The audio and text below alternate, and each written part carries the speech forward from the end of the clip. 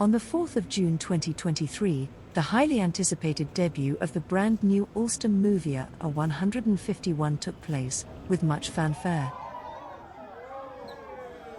However, is the hype justified? In this video, we'll be answering that aforementioned question, showcasing the train's state-of-the-art interior, my thoughts, and lastly some major setbacks plaguing the newly launched train.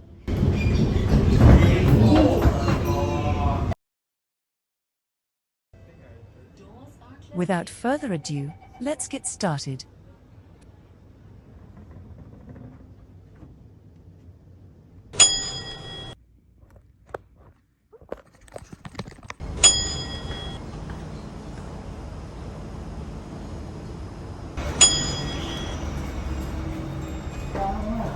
We have arrived at Tuas Link Station, the western terminus of the east-west line, at around 7 in the morning. Stepping out of the lift, we are greeted by the sight of many train enthusiasts gathering at the railing, awaiting the departure of the maiden trip of the R151 from Tuas West Depot. Tuas West Depot is located adjacent to Tuas Link Station, below Tuas Bus Terminal. At 7:11, we witness the R151's entry into Tuas Link Station.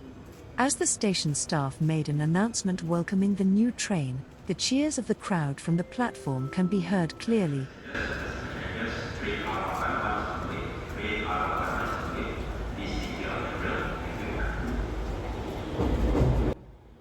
The train features a new livery donning the LTI logo, as well as green and red stripes, representing the east-west line and north-south lines respectively. This design, known as the Pulse livery, was voted for, winning a clear majority over a livery similar to the C151C trains. Let's finally proceed to the platform and check out what the hype is all about. As the doors opened, train enthusiasts cheered in excitement, rushing to be the first to enter the train. The first thing that catches your eye is the refreshed passenger information display system, similar to the ones on the refurbished C751A trains. In my opinion, the design is extremely user-friendly and minimalist, a stark contrast to the poorly designed screens on the C151B and C trains. As you can see, the whole train was filled with train enthusiasts holding their cameras to capture their first look of the new train/interior. Doors are closing.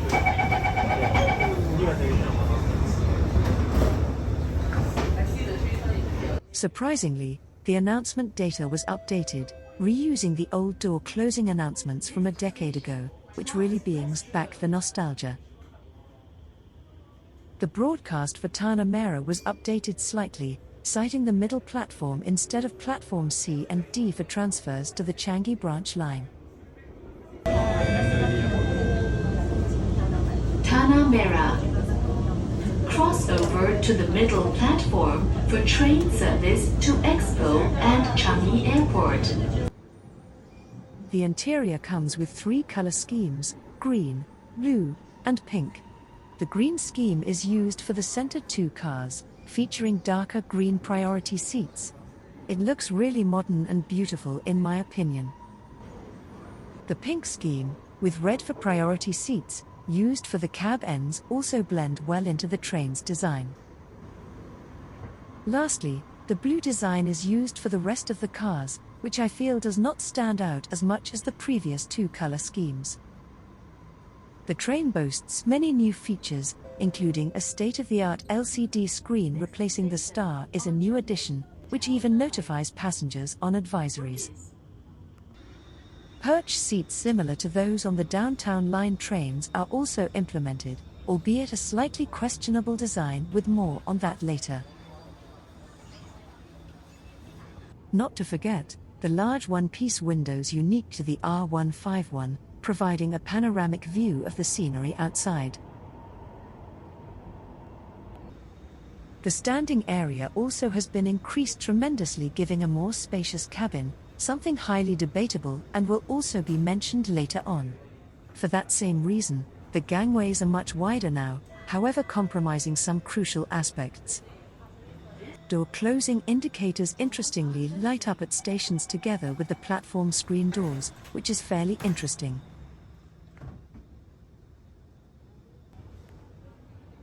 Doors are slow but operate quickly, with beautiful customized stickers for this train. Announcements are extremely loud, which is great for recording in train announcements. Next station, Boon-Lay. The interior design closely resembles the Downtown Line C951 trains, which is 90% recyclable at the end of the train's service life. Lastly, the traction system is the Alstom Metrac IGBT VVVF, very similar to the ones used on the Downtown Line fleet. However, they closely resemble Mitsubishi PMSM motors used on the new Tokyo Metro rolling stock, such as the 13,000 series. It's extremely quiet compared to the older rolling stock, with the noise levels in motor cars equivalent to the trailer cars. Now that we have mentioned the positive aspects of the new rolling stock, let's introduce a few critical flaws regarding this supposedly state-of-the-art train as declared by the LTA. Firstly, the lack of seats on board the R151. When social media sites such as Mothership posted about the new train's features, especially the perch seats and seats being replaced by more standing area, many Singaporeans were displeased due to the fewer seat count as a result. The wide gangway resulted in a longer gangway length, lacking room for the 2 pairs of double seats between the doors and gangway, causing 4 seats to be sacrificed for more standing room. Perch seats took up room for 4 seats per carriage, in addition to another 2 sacrificed for the wheelchair bay. In total, 12 seats per carriage were sacrificed, which balloons up to a whopping 72 seats being lost compared to previous generation trains. On social media, netizens have criticized this design choice, stating that people want more seats, not something to lean against, and questioning if they have to fight for a seat in the morning with the aunties. To be honest, as someone who regularly commutes long distances on the East-West line, I can agree to their views to a certain extent. On the other hand, this relieves congestion along the line as standing passengers obviously take up less space, providing extra capacity, thus making trains not feel as congested as before. I can fully understand the design rationale by LTA, and I would not find this too much of an issue as a result. Secondly, the design of the perch seats. As I used the perch seats during the journey, I discovered that they are most comfortably used when passengers lean against it while stretching their legs and protrude into the walkway. Strangely, the shape of the perch seats does not allow standing up straight to be comfortable, something that takes up less space. Therefore, when the perch seats are used in the way it was designed for, commuters like myself may feel uncomfortable as stretching our legs may obstruct the pathways of others and selfishly occupy valuable space during peak hours just to use the perch seats properly. This design choice seems like LTA is encouraging inconsiderate behavior on trains, which honestly I really don't understand. Thirdly, the design of the route display. As the East-West line is a massive line spanning a total of 33 stations, the struggle to fit all the stations into the display can be imagined. As it was not possible, the designers have cut off the map, not showing all of the stations served. However, I feel that there was one major oversight. If the advertisements were cut off temporarily, the full line can be easily shown on the screen without difficulty. Fourthly, it is rather disappointing that the small see-through windows featured on the C151C trains were omitted. However, I can understand the rationale behind this, as the windows are almost always covered up in daily operations, making them basically redundant.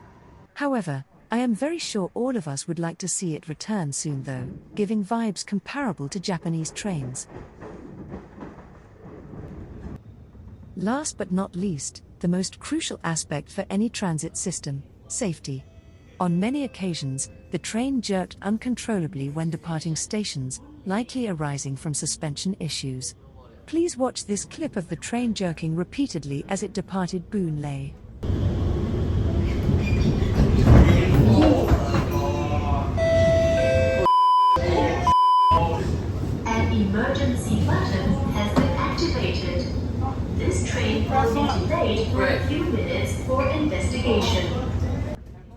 This also happened a few other times, involving 2 emergency stops, and train doors nearly being forced open as a result of the force from the jerking movements.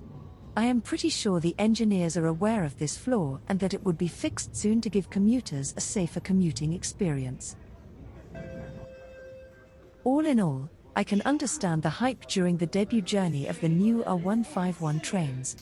As Singapore's first replacement train to enter service, it is a mesmerizing sight to witness the handing over of the baton from the previous generation C151, C651 and C751B trains, to the newly launched R151 trains. The new features such as the digital route displays are nevertheless excellent features that bring immense benefits to commuters, in addition to a major improvement in ride quality and comfort. What are your thoughts of the new train? Share them down below in the comments section. Thank you for watching this video. I hope that you have learned something new. If you have enjoyed watching this, please leave a like and subscribe to my channel. Do stay tuned for an exciting game show releasing in the next 2 weeks on YouTube. Goodbye, and see you soon.